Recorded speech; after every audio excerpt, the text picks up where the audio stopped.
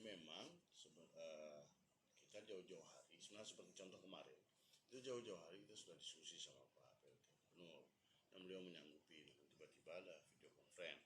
Memang ada hal-hal lain yang membuat silaturahmi ini tanda petik sedikit terganggu, seperti beberapa permintaan dari kawan-kawan anggota DPR kemarin pada saat paripurna. Kita terus meningkatkan komunikasi untuk bisa tetap bersama-sama. Tapi memang persoalannya adalah nggak ada hal yang dilanggar dalam persoalan ini,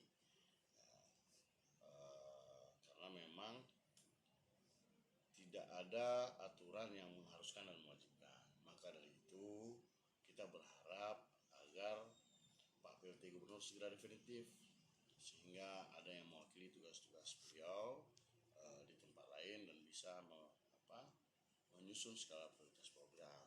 Karena ini kan kekhawatirannya ada skala prioritas yang kayak kemarin misalnya LKPJ itu penting, tapi video conference dengan presiden dalam situasi pandemi hari ini juga penting.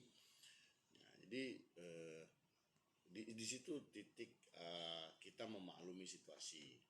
Memang dalam situasi hari ini harus banyak hal yang kita maklumi, persoalan seperti itu. Maka dari itu kalau saya secara pribadi mendorong agar Pak PLT Gubernur bisa segera definitif, ada wakil beliau sehingga bisa proses pembagian tugas dan komunikasi dengan DPR juga bisa berjalan lebih efektif. Bukan laporan pansus, laporan tanggapan terhadap LKPJ. Tanggapan terhadap LKPJ itu memang harus gubernur, ya. Kan karena yang kita tanggapi itu LKPJ beliau. Ya. Artinya memang pertama betul itu kondisinya, tapi perlu saya garis bawahi tidak ada aturan yang dilanggar. Boleh mewakili, ya mungkin beliau ada kesibukan lain, itu kita pahami juga. Di sisi lain kita juga di DPR secara internal terus melakukan perbaikan komunikasi.